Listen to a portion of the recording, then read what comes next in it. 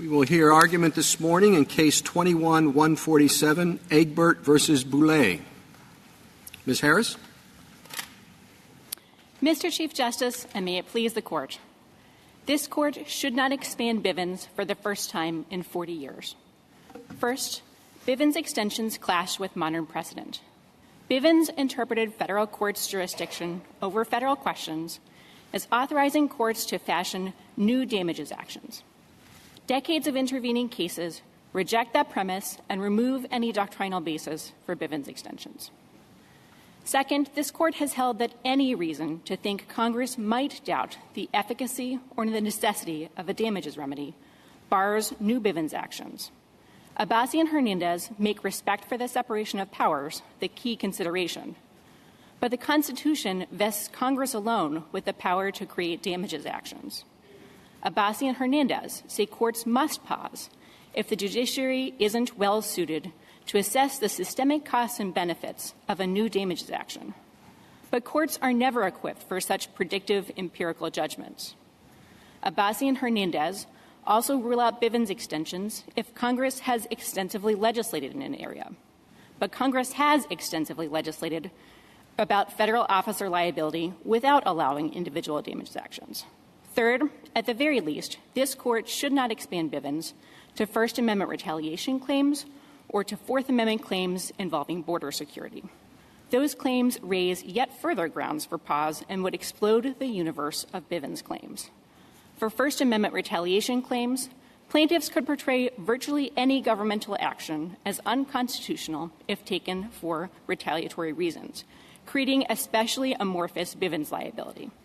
Further, allowing First and Fourth Amendment claims against agents involved in border security also implicates national security, as Hernandez recognized. And finally, there are many alternative means to protect these constitutional interests. I welcome the Court's questions. Well, Ms. Harris, when you have the Fourth Amendment claim in Bivens, is similar to the Fourth Amendment claim here. So why doesn't that foreclose your argument that that's excluded? We respectfully disagree. The Fourth Amendment claim in Bivens is quite different from the claim here for a number of reasons.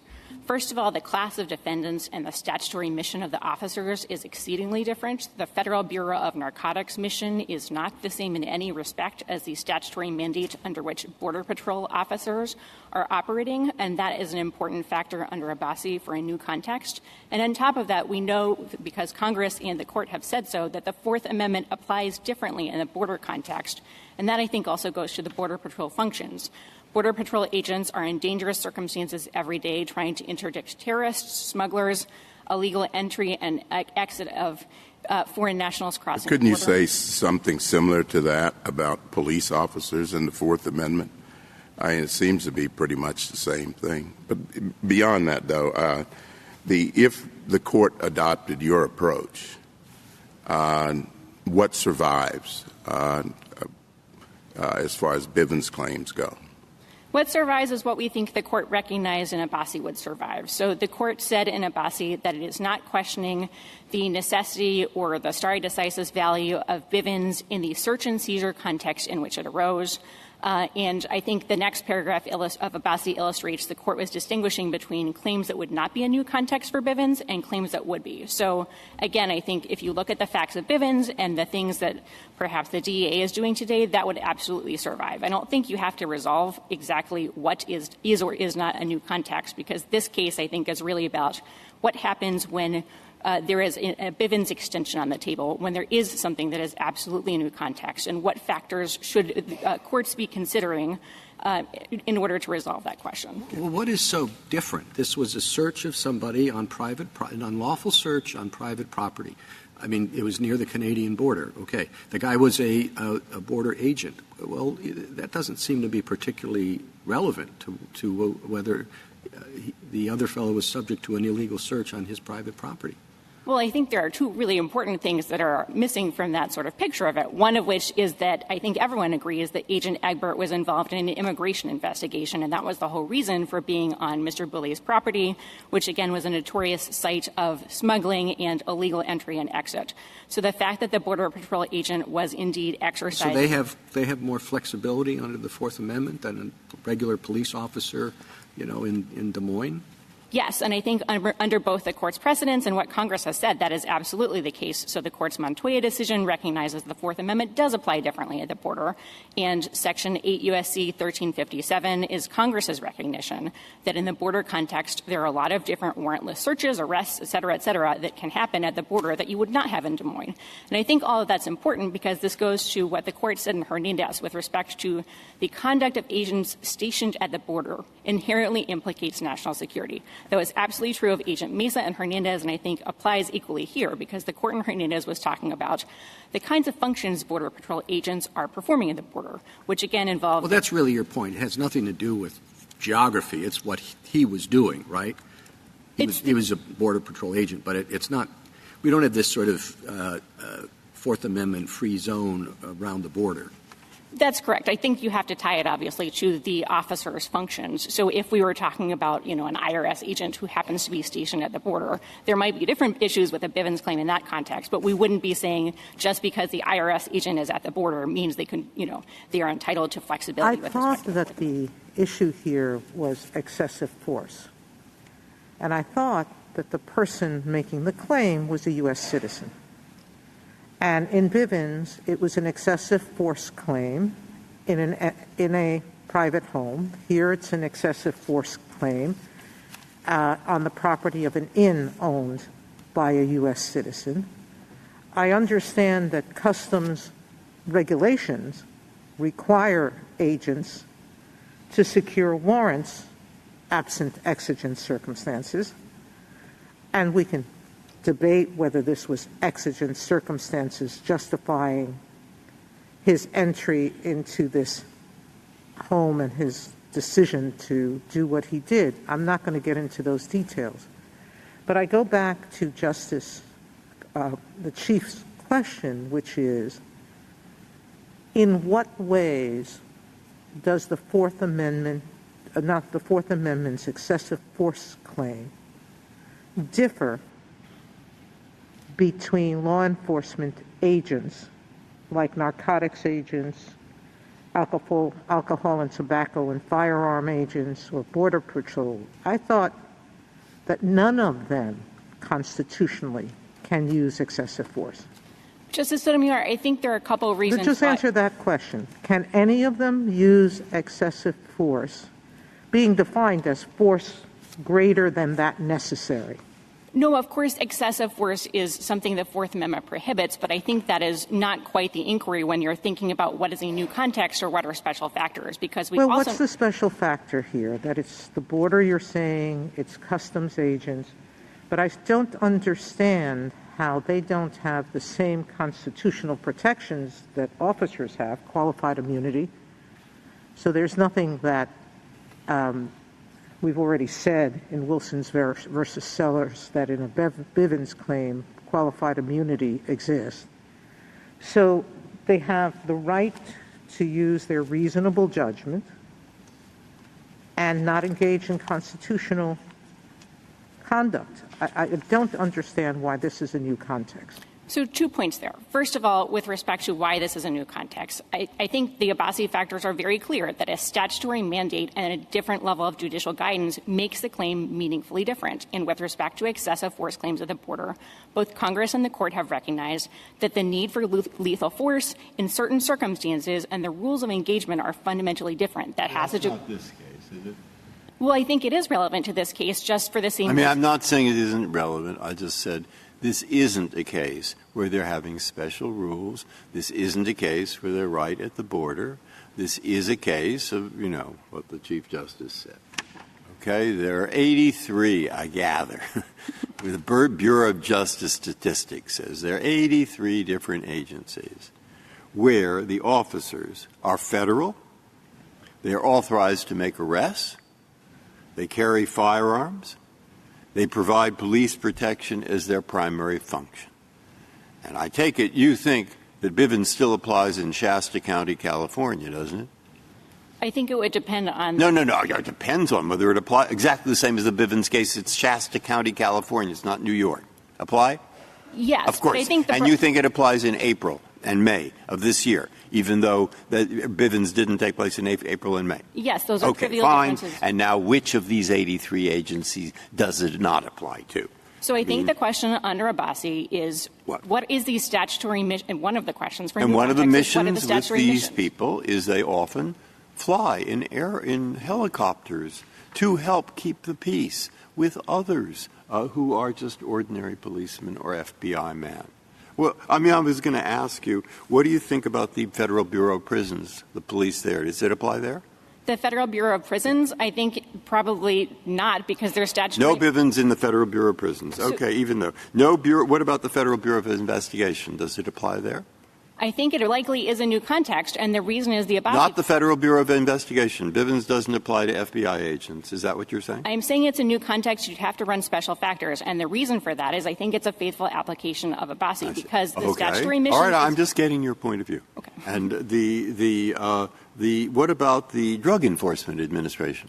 So the question for the DEA is that is the successor agency to the Federal Bureau of Narcotics. And again, I think you have to run through the Abbasi I get factors. it. I'll give you two more. Bureau of Alcohol, Tobacco, Firearms, and Explosives. In your opinion, is it obvious that it does apply there? Not obvious, or we go through some mechanism? I think you apply Abbasi, not obvious, because again, the question has to do... Last one, U.S. Mint Police. I actually don't know what the U.S. Mint Police does, but I suspect it's important so people don't take all the gold out of Fort Knox or something. But do the same thing? Does it apply, obviously? Not apply? Again, by the way, if I wanted to, which I don't because my colleagues would lynch me, I could go through 78 more. Yes. And what they have in common, they carry firearms, they provide police protection, they're authorized to make arrests. But you're saying that isn't enough? I'm saying that's not enough because grouping all 83 federal agencies together when they range from the Secret Service, which has obviously a primary mission, to other law enforcement agencies is not only new, but raises really hard questions for courts that I don't think courts are equipped to consider under Abbasi. Ms. Harris, can I follow up on Justice Breyer's questions?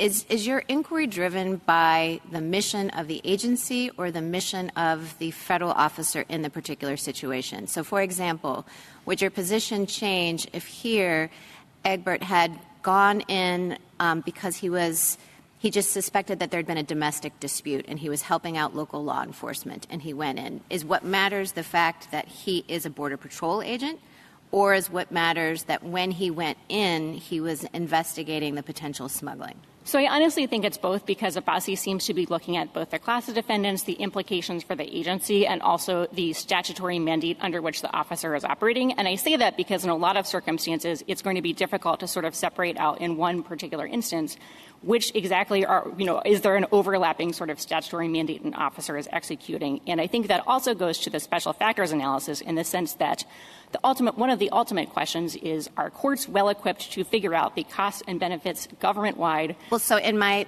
hypothetical where the border agent, where Egbert goes in and he's not investigating a border issue, but he's investigating a domestic dispute or, an assault or something like that, kind of following up on Justice Breyer's hypotheticals or questions to you, would Bivens apply in that circumstance? I don't think so. I think you could certainly argue the national security implications might be different in that case, but I would still be arguing that Bivens does not apply in that circumstance for all of the other special factors I've mentioned, and I would like to also flag alternative remedies are really important in this context. Again, the court's test is there any single reason to doubt the need, to think Congress would doubt the need for a Bivens remedy? And in your particular context, the Border Patrol agent is still going to be someone where there's the possibility of Federal Tort Claims Act liability and a whole raft of administrative remedies and other potential outlets for someone to vindicate their interest in making sure their constitutional rights aren't violated. Sorry, so other than the alternative remedies, your answer to Justice Barrett's question is sort of across the board, Bivens doesn't apply to Border Patrol agents. And if I could just hear again why that is, what do you think the special factors are that make all Border Patrol agents in every context doing any function different? Sure. I think it's a mix of things. Now, again, I think it's easiest at the border where the national security implications, I think Hernandez has already recognized. But you would extend it even if the Border Patrol agent was not at the border? Yes, and that is correct, and that is because I think the cross-cutting reasons against Bivens extensions make it a very difficult sell. I think that one of the questions— So, again, what are those reasons? Sure. Happy to go through them. First of which is just the doctrinal foundation. So is there reason to think Congress wouldn't want a remedy in which there is a separation of powers violation? Well, but that just begs the question. I mean, why would Congress— the question is, like, what's different about this very large class now that you're demarcating? Sure. And I think the second question is whether the judiciary is well suited to weigh the costs and benefits for the cross-cutting effects on the Border Patrol and recognizing such claims, including whether Border Patrol agents are sort of implementing overlapping functions. Sort of at one moment, perhaps they think a search is initially perhaps something more akin to a routine law enforcement search. It becomes an immigration enforcement action. I think there are pretty hard questions about how it's but going don't to affect— all law enforcement officers, they do what's needed, and sometimes they're going to do something that's not strictly in the wheelhouse, and sometimes they're going to, that would apply to everybody, wouldn't it? That, there's just a cop on the beat, and he might be doing Border Patrol someday too. I think it's particularly acute with respect to the Border Patrol, but I do think that this illustrates, again, the level of generality that Abbasi and Hernandez have now pitched the inquiry, which is really separation of powers concerns have to be at the absolute forefront, and is the answer to the question, are courts ever well-suited to figure out the systemic costs on an agency, including morale, deterrent effect, administrative costs? Well, with respect, it does seem like, when Justice Breyer was a little bit making fun of this, on Tuesday and Thursday, but not Wednesday and Friday, it seems that that's what you're saying, that we sort of focus Bivens at this unbelievably minute level of detail and find out exactly what Bivens was about and say, oh, sorry, it doesn't apply because it's Tuesday rather than Monday, or it's April rather than May. Well, I respectfully disagree with that. I do think we're trying to faithfully apply exactly what Abbasi says. So I think the question is, how do you distinguish between trivial differences and differences that are meaningful from Bivens, in which, again, we're not challenging the stare decisis and settled law value of Bivens. And so I think that question really is answered by the Abbasi new context inquiry, which the court has said is broad and easily satisfied. And so I think that has to be the answer in order to be faithful to what the court has already said in this context. Thank you, Counsel. Justice Thomas. Justice Breyer, anything further? Justice Alito? Okay. Justice Gorsuch, anything further? Justice Barrett? No. Thank you, Counsel.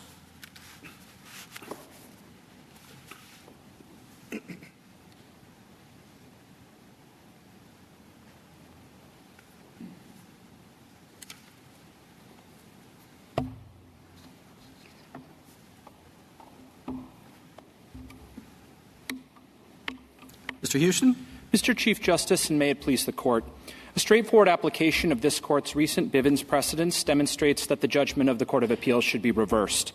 At Step 1 of Abbasi's framework, both of respondents' claims would require extending Bivens to new contexts for the first time in 40 years. And at Step 2, multiple special factors counsel hesitation against the Court taking that momentous step. On the First Amendment, this Court has explained that retaliation claims are easy to allege and hard to disprove, and that they have the potential to chill federal officers' performance of important functions. That is especially true here, where respondent seeks to impose liability for Agent Egbert's giving of a tip to another agency suggesting further investigation. And on the Fourth Amendment, respondent's claim is meaningfully different from the ones in Bivens in ways that bear directly on the separation of powers. This Court has recognized that agents' effective policing of the border has a clear and strong connection to national security, and Congress has also determined that law enforcement at the border is different from other kinds of law enforcement. All those features give ample reason to doubt that Congress would have wanted an individual damages remedy in the circumstances here.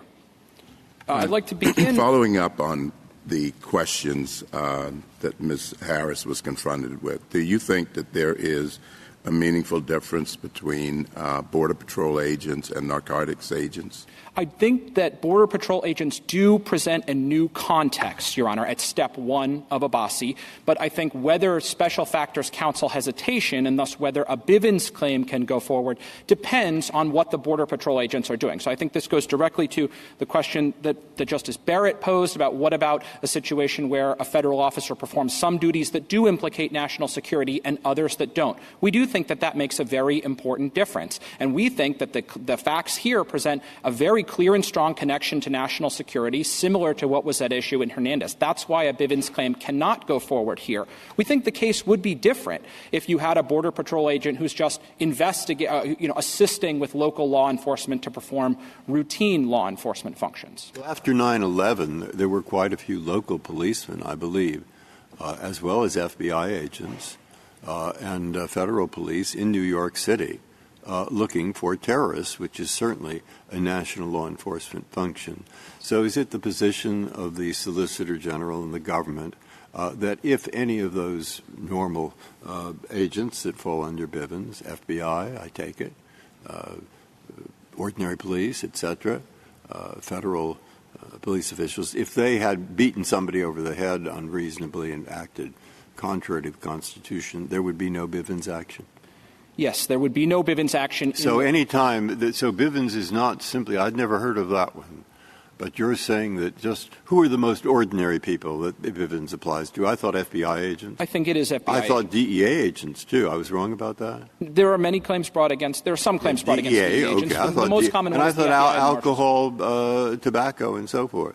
I thought those were just right at the heart of Bivens. Sure. Okay, so now they have the same job, basically, if you look at it in terms of arresting people for violations of federal law. They have the same authority to carry weapons. They have the same, they have the, what's the word? They have the same basic obligation providing police protection.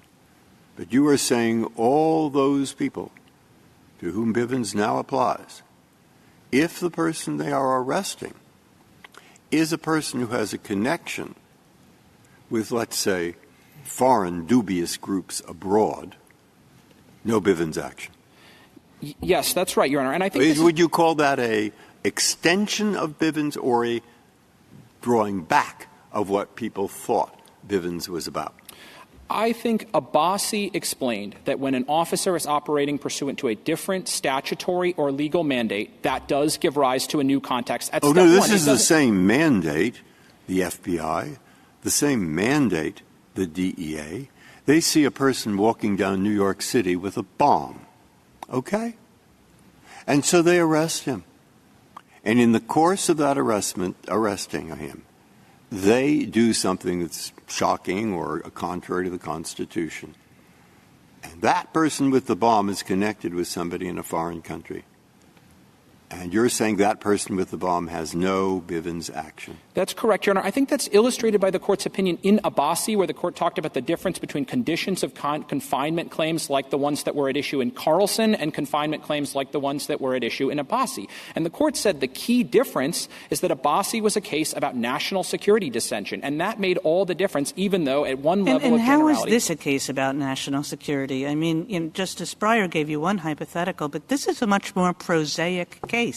I mean, the agent goes in, he goes onto somebody's private property, and essentially it's to check on the status of a guest, the immigration status of a guest. Are you legally in this country or not? I mean, what does that have? Sure, borders have something to do with national security, but every time a border agent checks on immigration status of a person, we kind of wave our arms and say national security and say there's no Bivens remedy because of that? Your Honor, the Court in Hernandez said that the protection of the border, the prevention of the unlawful entry of persons and drugs and other contraband has a clear and substantial connection to national security. I mean, Hernandez is a very different kind of case, right? It's a cross-border shooting. It clearly had implications for the relationship between the United States and Mexico. So whatever you think of Hernandez, there obviously was a dissent in that, but assume that the majority was right.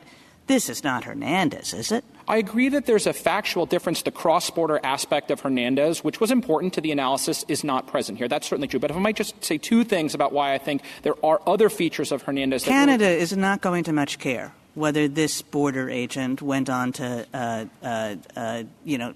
checked out this guy's citizenship or legality in this country. Your Honor, I very respectfully but very vigorously disagree with that. The agents who work at the border in Blaine will tell you that their most important partnership is with the Royal Canadian Mounted Police. We work together with them to police our shared border. They protect their side for our benefit. We protect our side for their benefit. And it's that mutual cooperative relationship, which involves daily type of liaising, that really is what enables us to protect the border. So I do think that if you have a situation like the one that Hernandez was concerned about, where the prospect of Bivens liability chills border agents in performance of their duties, that is something that affects Canada in a very real way. It means more people are sneaking across the border into Canada. But it's not just about preventing people from going into Canada. Agent Egbert was on the property that day because the Turkish guest had undertaken objectively suspicious travel across the world to stay at a rundown bed and breakfast at a site that is notorious for cross-border smuggling. Again, the agents who deal with this property, it is a constant headache. They've had years where there have been multiple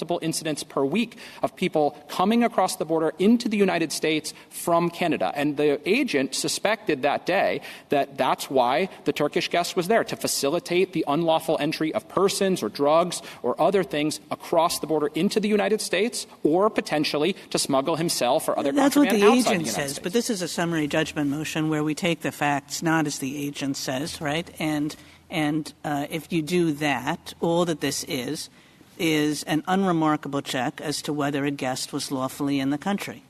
Well, Your Honor, I think we're happy to take the facts in the light most favorable to respondent. But again, the Fourth Amendment, it creates an objective standard of reasonableness. And I think the facts here gave ample reason for an objective suspicion that this guest was involved in cross-border smuggling activity. And again, I think Hernandez said that cross-border smuggling activity, preventing the unlawful entry of persons and drugs, has a clear and substantial connection to national security. I think the court was exactly right about that. And for the reasons I mentioned, I also think that agents' effective performance of their duties at the border does make a very significant difference to our foreign partners, to our Canadian partners. Mr. Houston, give me a hypothetical case where your office would say Bivens permits a cause of action. Sure, Your Honor. In a case involving an FBI agent or an agent of the Park Police or the Marshal Service, something other than the Federal Bureau of Narcotics or its successor, the DEA, but that is a routine domestic search and seizure claim or a excessive force claim,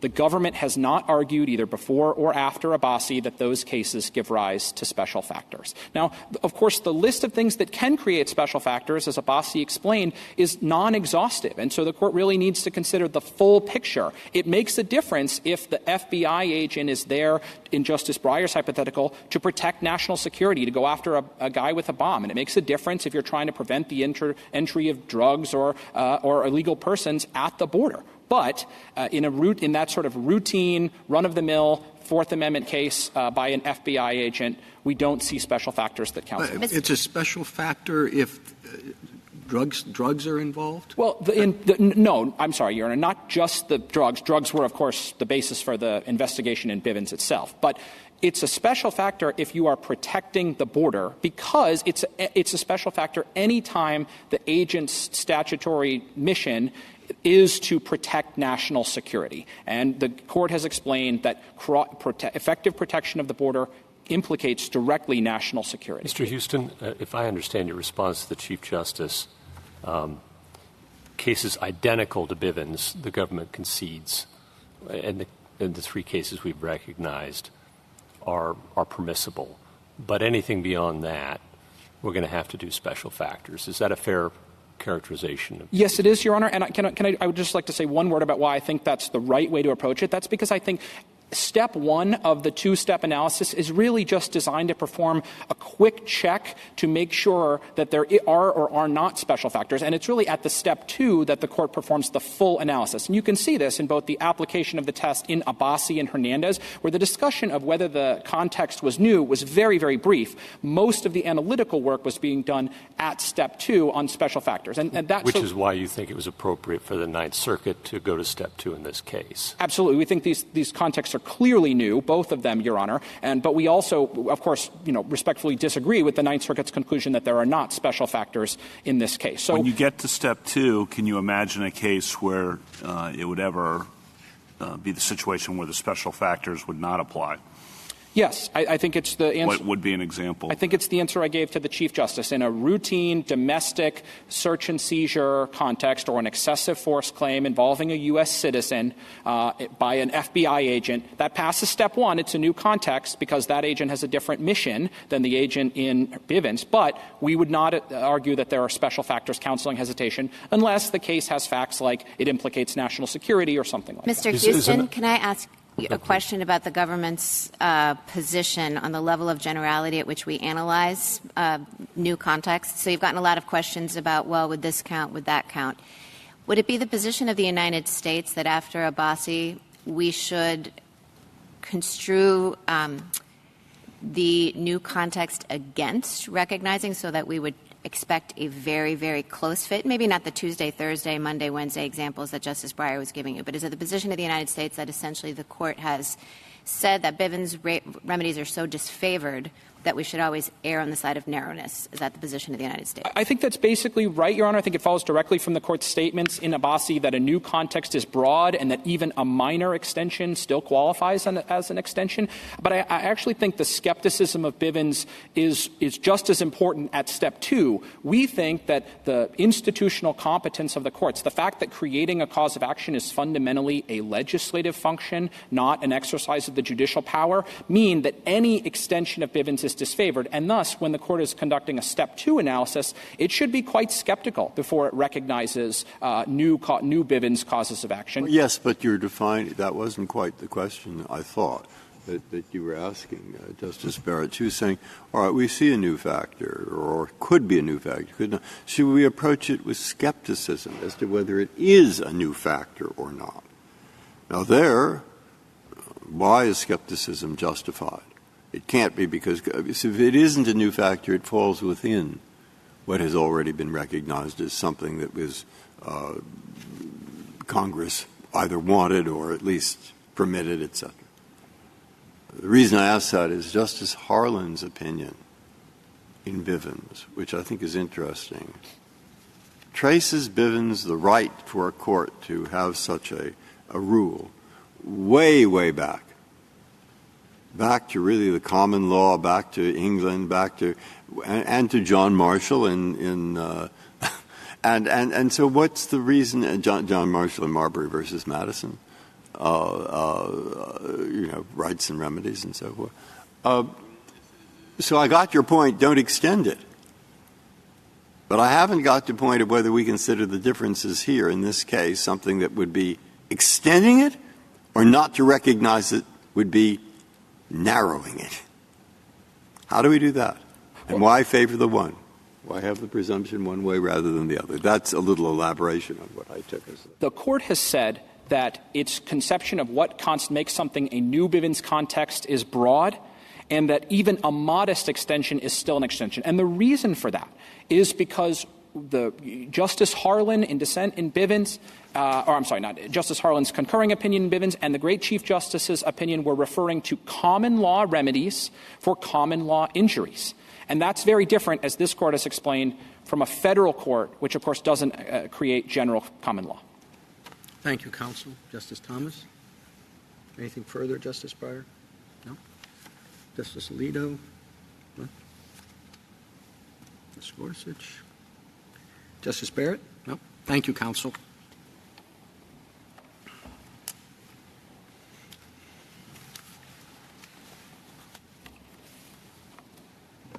Ms. Ellsworth? Mr. Chief Justice, and may it please the Court, Mr. Boule's Fourth Amendment claim is materially indistinguishable from Bivens itself. A federal law enforcement agent entered private property without a warrant and used excessive force, just like the federal agents in Bivens, as the Court's questions have indicated. The fact that the federal agent inquired about the visa status of Mr. Boule's guest in the process does not make this case any different from the other instances of law enforcement overreach in the search and seizure context in which this Court has long recognized that a Bivens remedy lies. And this case has none of the foreign policy or extraterritoriality concerns that animated the court's decision in Hernandez. Instead, this is a case, like the court observed in Abbasi, where Bivens has continuing force and even necessity. Mr. Boule's First Amendment claim addresses conduct that is similar to the conduct that this court assumed in Hartman versus Moore could be remedied via Bivens. But even if it is a new context, there is no reason to withhold the remedy here. There is no national security considerations, no conceivable national security considerations with regard to the First Amendment claim, and no alternative administrative remedial scheme that exists.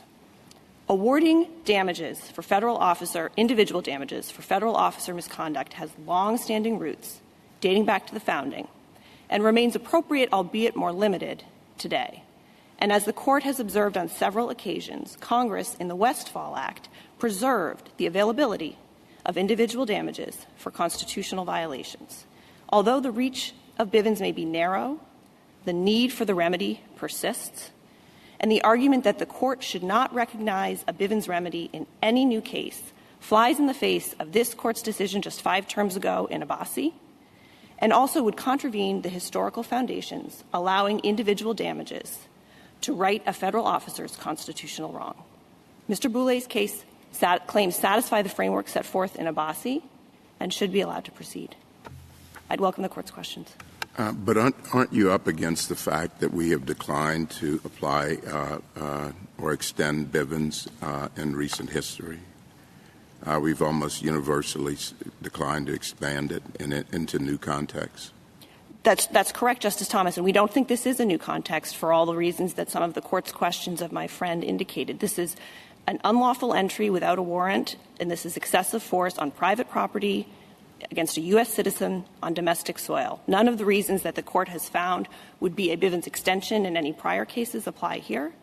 And even if the court were to go to the next step, none of the reasons that have been offered that might counsel hesitation would be a reason to withhold a Bivens remedy here or to think that Congress would not want a damages remedy in this instance. What about Mr. Houston's reference to Canada and the cooperation with Canada? And so this is the border context, and it's not just near the border, but there actually is interaction with the Canadian authorities on this kind of activity. So a couple of responses to that, Justice Kavanaugh. First of all, I hear the government and petitioner to be saying that the actual proximity to the border doesn't matter to the position here, that in fact the position is that Border Patrol agents writ large should not be subjected to Bivens. So I don't think this actual proximity and the cooperation with Canada is particularly relevant here. Agent Egbert would take the position that this conduct is not subject to Bivens if it happened 20 miles away because of the immigration-related context that supposedly applies. And that, to Justice Breyer's questions, the 83 agencies, the 5,500-mile land border with Canada, the idea that Bivens doesn't apply anywhere in that swath would sweep with far too broad a brush. Now, I think it is possible, and the Court's decision in Hernandez, of course, recognizes this, that there are certain functions that may be performed by Border Patrol agents, which may create a new context or may be a reason counseling hesitation.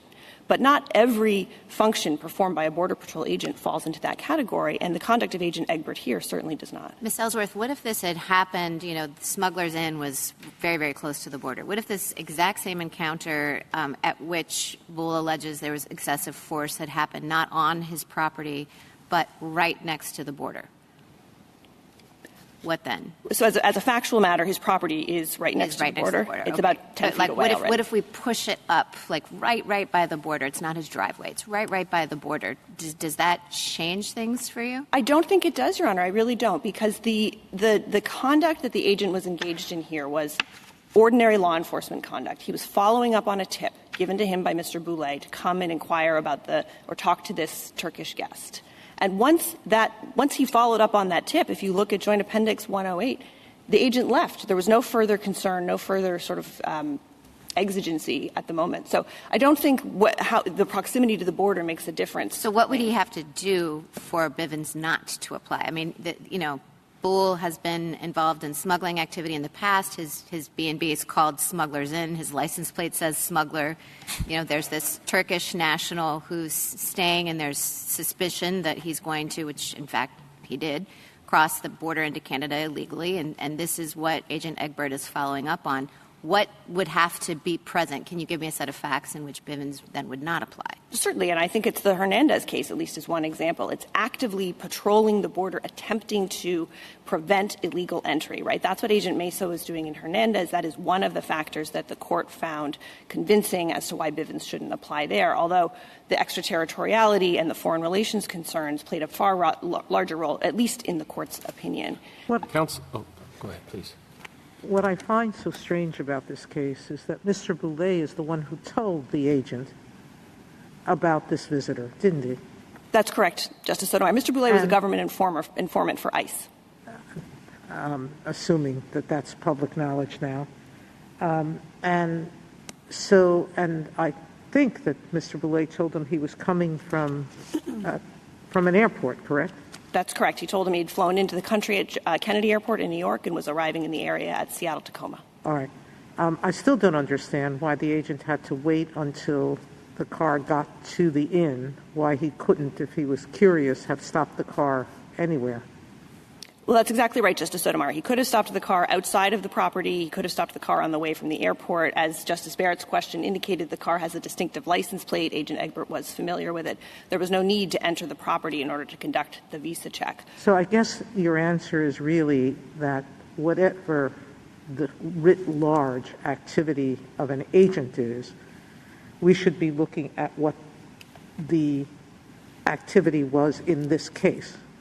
I think the specific activity is something the court has typically considered in the Bivens context in order to... And so as you see the activity, it's not smuggling, it's an immigration violation.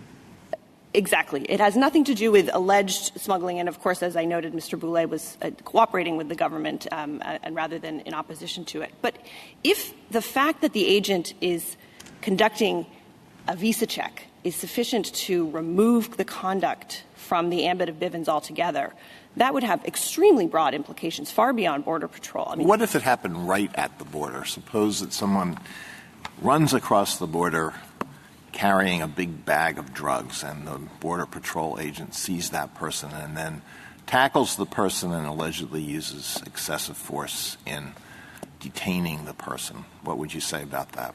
That case would be much more similar to the conduct in Hernandez. And again, the agent would be actively both stationed at the border, right, stationed at a checkpoint of some sort, but also attempting to prevent illegal entry, right? That is the difference if we're talking about the law enforcement conduct, that is one of the differences between what Agent Mesa was doing in Hernandez and Agent Egbert. Well, how about if it's the other way? This person is running toward Canada and the Border Patrol agent tackles the person 2 feet from the Canadian border.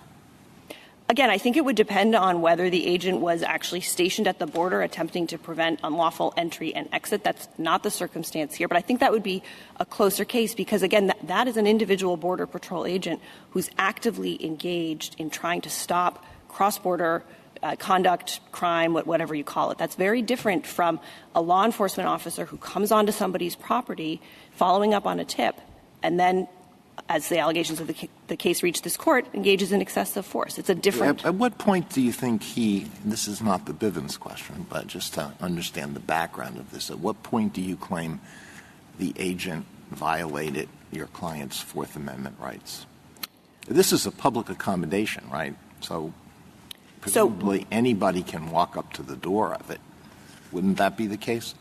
The district court found at the Petition Appendix 65A that the area where Agent Egbert attempted to question the Turkish guest where he was standing and where Mr. Boule asked him to leave was the curtilage of the property, which is protected within the Fourth Amendment. It is an area very similar to the area that the court found in the Collins versus Virginia case was curtilage protected by the Fourth Amendment as well.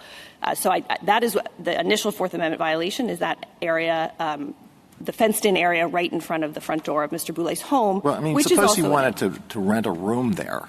He could enter, right? He could walk up to the door to enter. Suppose he wanted to speak to a guest.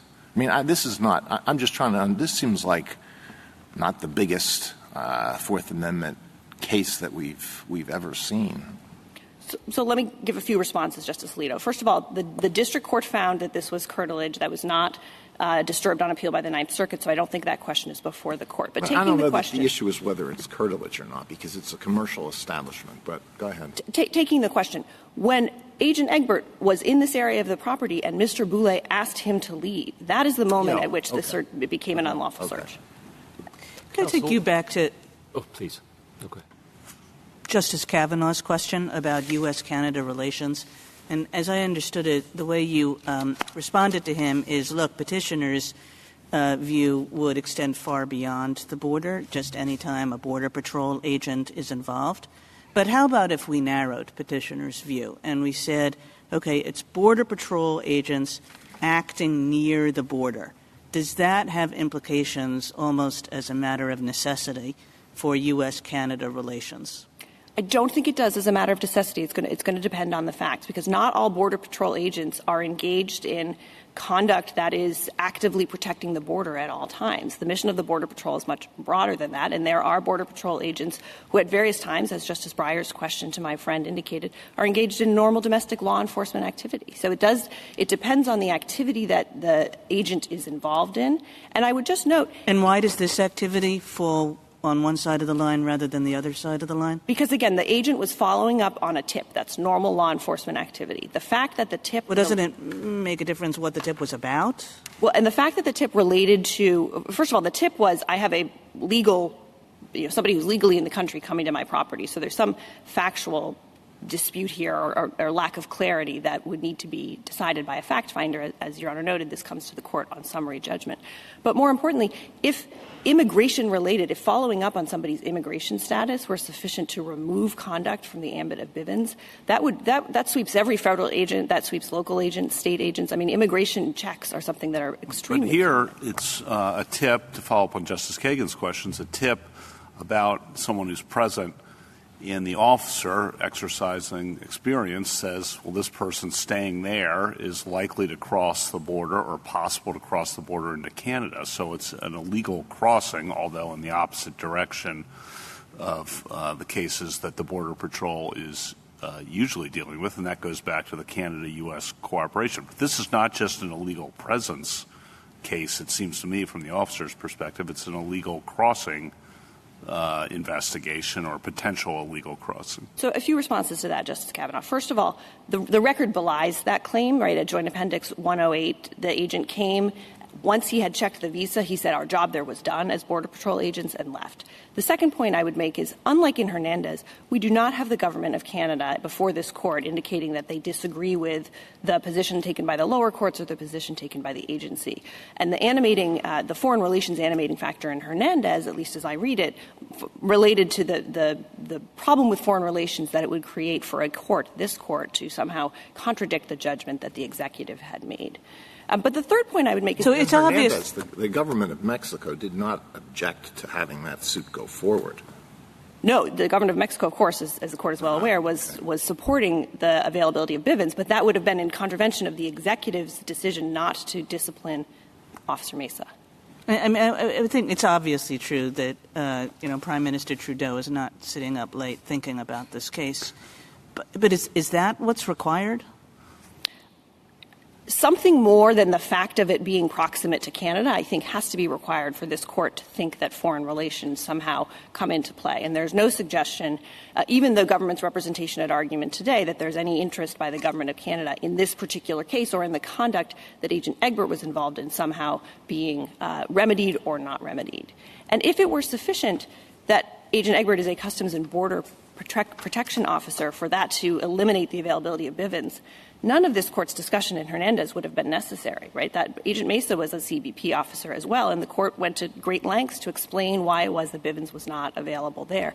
It certainly wasn't sufficient either that he was affiliated with CBP or even that the conduct in question was so close to the border. There were many more considerations that the court took into account. I think it's important to keep in mind why we're asking all these questions about the border. And I think we may have missed the sort of important context. It's not whether we think there's going to be some connection to international affairs, but whether Congress, given that context, would want there to be a private right of action against the federal officer but not enough to say something about it. In other words, we're wondering, and this is, I wonder if your friend on the other side is doing a little bit of double counting. We start by saying there has to be special considerations, but isn't one of the special considerations the likelihood that Congress would want their agents to be facing this type of liability? Whether it's something that's going to present a problem at the border in every case or not. Well, and let's talk about what Congress has said here. We have two indications, to the extent that we can read anything into them, of what Congress thinks about this. The first is Section 1357G8, which subjects state officers who are deputized as CBP officers to the same types of liability and the same types of immunity as they would be under federal law. So that's a suggestion by Congress, an understanding that there may well be civil suits that arise out of conduct like this. The second indication that we have is the Westfall Act, which of course doesn't speak to the border context, but it does speak to the fact that Congress has not seen fit to eliminate the remedy of individual damages for against constitutional violations for federal officers. Well, I mean, the argument on the other side is that's your alternative remedy, the Westfall Act. And if you don't need a Bivens action. If the FTCA were sufficient to be an alternative remedy, first of all, that would contravene this Court's guidance in Carlson and Malesko about the FTCA and Bivens meaning to coexist. But the second point I would make is the Westfall Act explicitly exempts Bivens actions. That's what the Court said in Hui versus Castaneda.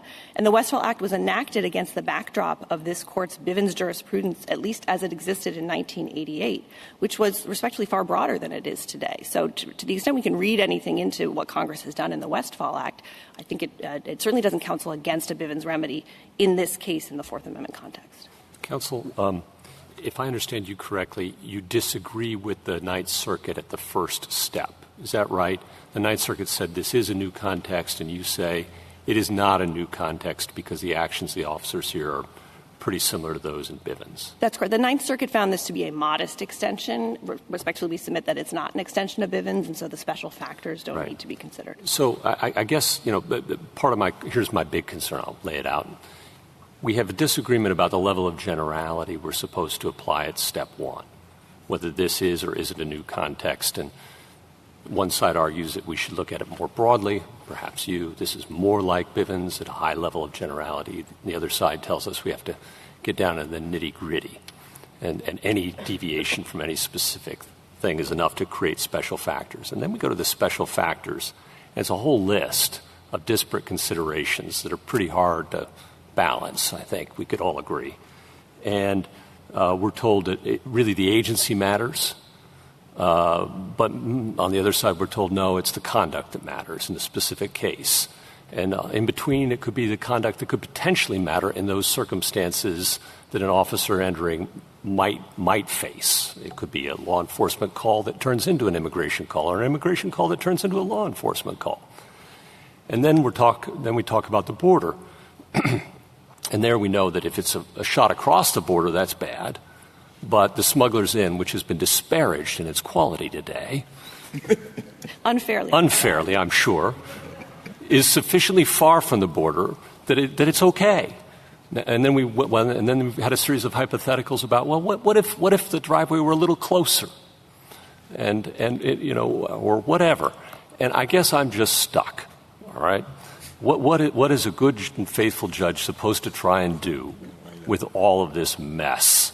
Acknowledging the fact, too, that this Court hasn't recognized a new Bivens action in decades. As you say, the law was very different in 1988 than it is today. Help. So let me do my best, Justice Gorsuch. I think that the Court should look to the guidance in Abbasi from 5 terms ago. And I know that Hernandez is an intervening case, but I think Hernandez is almost sui generis given the facts of that case. And if the Court looks at Abbasi, the framework that was set out in Abbasi provides the Court guidance for what to consider and how to weigh that. And in fact, one of the claims in Abbasi against the individual jailers, as the Court is aware, was sent back to the Second Circuit to consider whether special factors counsel hesitation. So the Court did, in fact, recognize a new context in Abbasi. It found that because the claim was brought, the conditions of confinement claim was brought under the Fifth Amendment rather than the Eighth Amendment, that was a new context, a modest extension, and sent it back to the Second Circuit for consideration. Now, in the interest of candor, the Second Circuit or the District Court court found that, in fact, there were special factors counseling hesitation in that case. But the fact remains that the framework that was set forth in Abbasi, I think, allows the court to consider and weigh these different competing factors in the way that courts do every day in the qualified immunity context, in applying the exclusionary rule, in various other factors. You know, in those contexts, to take qualified immunity, I kind of get my head around at least what I'm supposed to try to do there, right? Is the law clearly established? And I look on the books and see if I can find it. Here, we can't even agree on step one, whether this is a new – I mean, how many years on from Bivens and we can't even agree what a new context is? Well, and then when we get to the special factors, I think as our discussion today is illuminated, it isn't exactly like looking on the books to see if there's a case on point. And I would say that the lower courts have not respectfully struggled to quite the same degree with applying the Abbasi framework. There have been, and they're cited in all the briefs, there have been cases since Abbasi where lower courts have concluded that a Fourth Amendment unlawful search and seizure, like we submit this case, is not a new context and that Bivens applies. And there have been many other cases where the court has concluded either it's a new context or that special factors apply. Except for you argue on that first one that the Ninth Circuit's wrong, that this isn't a new context. Right? I mean, you say, well, the lower courts have had no problem finding this isn't a new context, except for this one did? Well, the Sixth Circuit in the case cited in our brief at page 31 found no new context in a Fourth Amendment. So we have a disagreement between the Sixth and the Ninth Circuit on whether this is a new context. Well, there's obviously different cases. But I don't think that – I think the court can also consider the same factors that the court considers in determining whether something is a new context. They seem to bleed over into the special factors as well. Now, either way you slice them here, I don't – That's another problem. What do we do about that? That the same considerations at step one bleed into step two. And normally when we have a two-step test, we have two steps. And here it's kind of, as you say, 1.5. Well, in either way, whether the court considers it under step one or the court considers it under step two, none of the factors that were outlined in Abbasi, nor any other factors that have been raised by either the United States or petitioner, are a reason why this Fourth Amendment claim should not be allowed to proceed. Ms. Ellsworth, let me ask you a question, the questions following up that Justice Breyer and I were asking about skepticism. And given that the court hasn't recognized a new Bivens claim in decades, given that the court has said that they're disfavored, when we're asking these questions about level of generality and going through the factors, do you think our precedent puts a thumb on the scale of skepticism and a thumb on the scale counseling the court to treat it as a new context? I think it's fair to say that the court has treated Bivens claims with skepticism over the past several decades. That is certainly fair. I don't think the court has put a thumb on the scale in favor of finding a new context per se. And like I said, in Abbasi, the court found— No, in favor of not finding a new context. In favor of not finding a new context, yes. I think what the court has done has been appropriately guarded in expanding the remedy of Bivens beyond where it has already been recognized. And, of course, it has been recognized time and again, not just in Bivens, but in Wilson v. Lane and in other cases in the Fourth Amendment. So, just so far, we would try to apply precedent so that if it looks just like Bivens, if it's a Fourth Amendment excessive force claim or, if it's another Fourth Amendment, say, unreasonable search and seizure claim, in those contexts we would say, okay, fair application of Bivens means this is exactly the same, but we don't have to have any skepticism when we're considering the factors about extending it into new areas. We're just kind of faithfully applying it like we would any other precedent rather than trying to narrow it. I think the court has already narrowed Bivens substantially, and I don't read the court's more recent decisions as attempting to further narrow it, but rather attempting to determine how to fit individual cases within the framework that has been set forth. And of course, this two-step framework that we're talking about really was only announced in its current form in the Abbasi case 5 years ago. Prior to that, there were alternative remedies were playing a larger role in the court's determination of whether Bivens was available. So do I read you right in saying something like, look, what Bivens has become is basically a remedy for Fourth Amendment violations, and whatever skepticism you might have outside of that context, I mean, I guess there are a couple of other contexts, right, but the big, the bulk of Bivens claims are Fourth Amendment claims. Whatever skepticism you might have outside of that, it's inappropriate to import into Fourth Amendment search/excessive force cases. I think that's correct, Your Honor, and that's certainly it's what courts have called the core or heartland of Bivens. Is what this court in Abbasi recognized was the area in which Bivens had continuing force and necessity. And so the Fourth Amendment claim seems much less difficult. So that makes your First Amendment claim a lot more difficult. The First Amendment claim is an uphill battle, Your Honor. The First Amendment claim was found to be in a new context by the Ninth Circuit. The Hartman versus Moore case did not hold that Bivens was available in the First Amendment context, but it did, of course, state that when the vengeful officer is federal, a Bivens remedy lies. Whether that amounts to recognizing a Bivens claim or not, the idea that special factors counsel hesitation in the First Amendment context, we think, is not appropriate in this case or not appropriate in the narrow type of First Amendment retaliation claim that Mr. Boule is bringing here. This is not a retaliation claim that relates to malicious prosecution or to arrest or to anything else that's within, as the Ninth Circuit put it, the scope of the official duties of the officer. What we have here is Agent Egbert calling and sending a publicly available news article to these other agencies with, we allege, retaliatory motive in retaliation for Mr. Boule's complaints to supervisors about the conduct on March 20th, 2014. That's the type of retaliation this court has called straightforward in terms of issues of causation. And while it may be an extension of Bivens to recognize the First Amendment claim, it is not one in which there are any special factors that counsel hesitation. There's no national security concerns. There's no administrative regime that could be available to Mr. Boule to otherwise press these claims.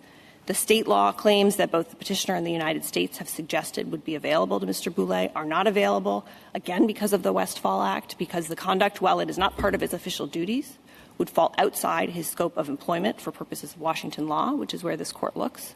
And the FTCA is, while it may be an alternative remedy in some senses, it is not an exclusive remedy to Bivens.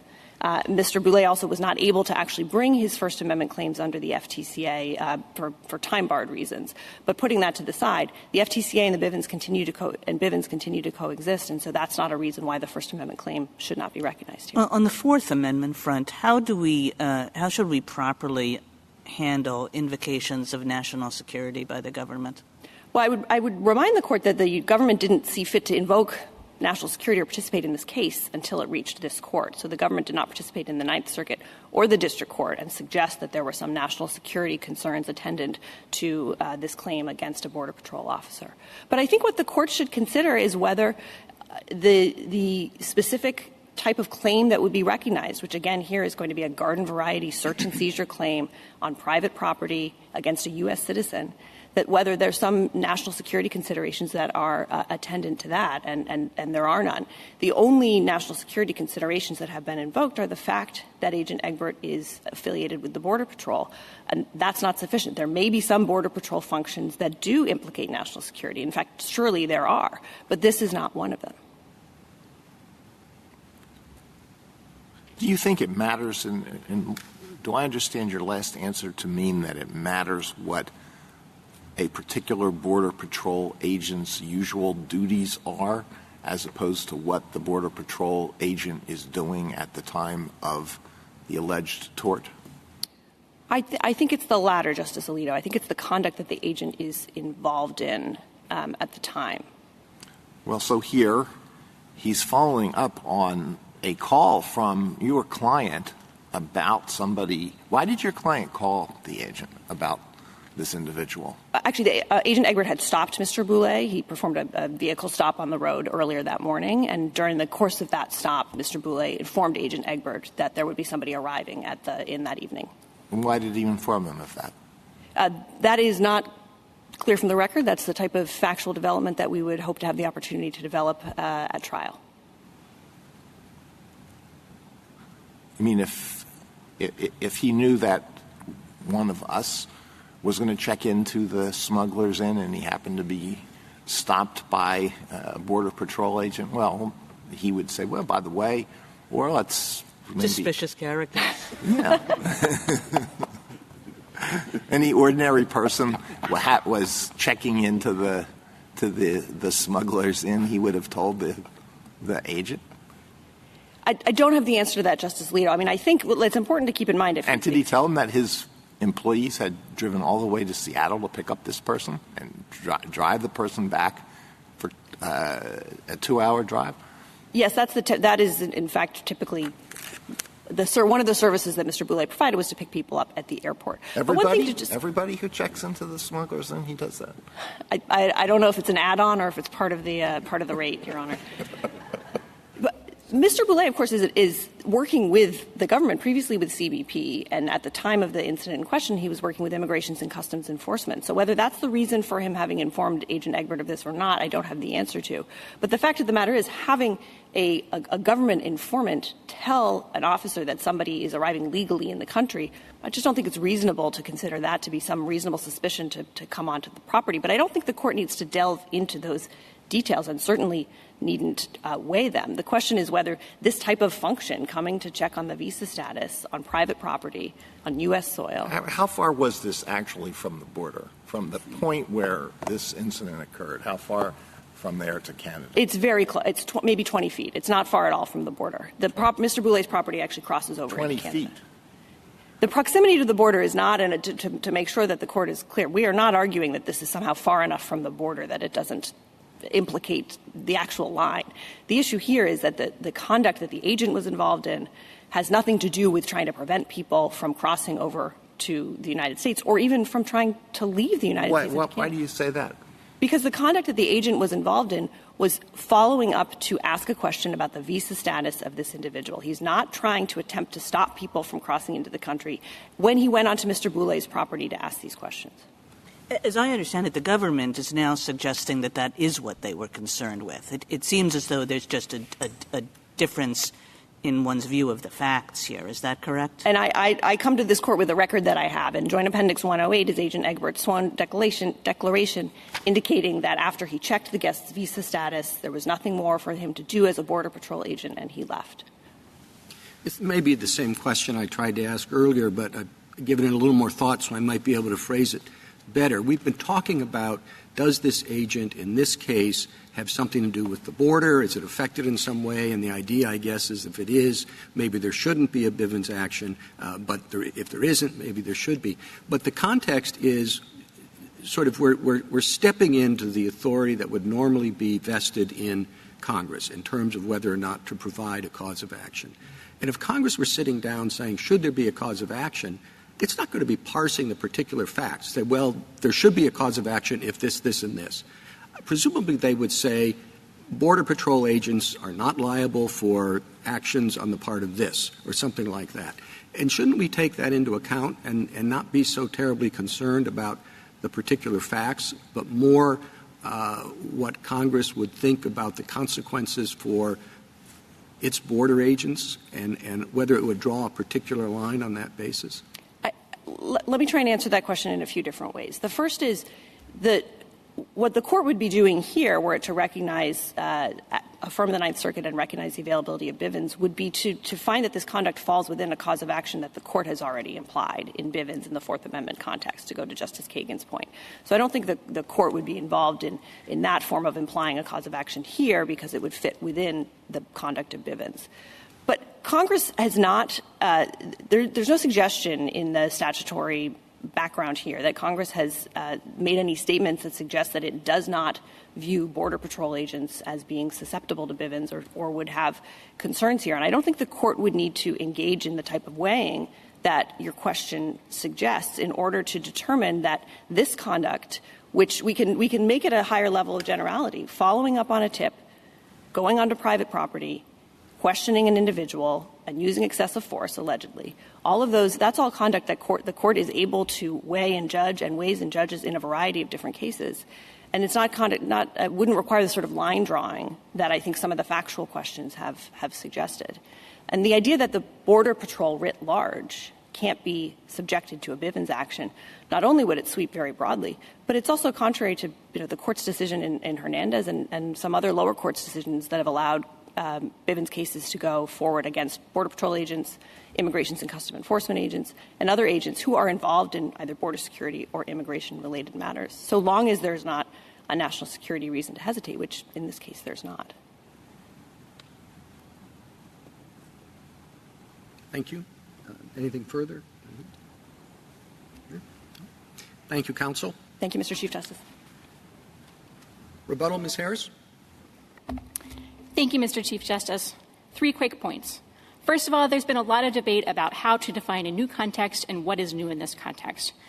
I think one of the questions is, what is the heartland of Bivens? Is it really any time a law enforcement officer happens to be performing regular law enforcement duties, or it's something else? I do think that that is not quite presented here, because the actual duties of whether you look at the Border Patrol or what Agent Egbert is acting under are specific statutory authorities for the Border Patrol involving immigration enforcement, illegal entry and exit. That's 6 U.S.C. 211 and 8 U.S.C. 1357. We are not talking about the boundaries of figuring out what did the court mean in Abbasi by the contexts in which there would not be new extensions of Bivens. So I think a lot of that debate just depends on how, what happens when you do have a Bivens extension, and I think that is this case. And the second point I'd like to make is, how broadly should the court be looking at the officer's functions or the facts on the ground? And I think there really is a contrast between our positions, as perhaps the Chief's most recent question indicates. I don't think it's right to think that Congress would be looking at the granular details of whether Agent Egbert should have stopped someone 50 meters from the Smugglers Inn, or at the Smugglers Inn driveway, or perhaps on the road up to the Smugglers Inn. I think the question that this court's cases have looked at, and Hernandez is a particularly good example, is what is the type of conduct that the officer is engaged in? It's not, Agent Mesa and Hernandez engaged in a purportedly unjustified cross-border killing of a teenager. It is situations where Border Patrol agents might be needing to use force, or here, situations in which Border Patrol agents are conceitedly performing immigration functions. I think that has to be right, because if you were to allow a Bivens claim in this context, you would be having the prospect of liability hanging over officers' heads, and they need to know sort of not just, if you visit the Smugglers Inn, you'll be subject to Bivens liability, but more broadly, if you are engaged in an immigration search and you have to use force, what are the contours of your liability going to look like? And then, zooming out even further, courts have to ask, I think under Abbasi and Hernandez, what are the costs of that going to be for the Border Patrol? What are the litigation costs? What are the systemic costs going to look like? What's the deterrent effect on top of all of the other remedies that are out there for dealing with this type of conduct, including the internal investigations Congress has mandated? So I think that really is the right level of generality. And one confirmation of that is that courts of appeals other than the Ninth Circuit have indeed suggested that immigration enforcement and the conduct of agents at the border are always going to be special factors, because they are so intimately tied to national security and immigration functions, and those are two things that have always been entrusted particularly to the political branches. And the fact that courts of appeals have been saying that, other than the Ninth Circuit, I think also gives some comfort that that is a workable rule. It has not produced bad consequences in those circuits, and those are 3 circuits, the 5th, the 6th, and the 11th, that have said that now for at least several years. So I think that should give some additional comfort. And just one third point, which is that the state of play now is there are 60 cases in the courts of appeals after Abbasi, only 2 extensions from the Ninth Circuit. I think that strongly suggests the time for Bivens extensions may have been done. Thank you. Thank you, counsel. The case is submitted.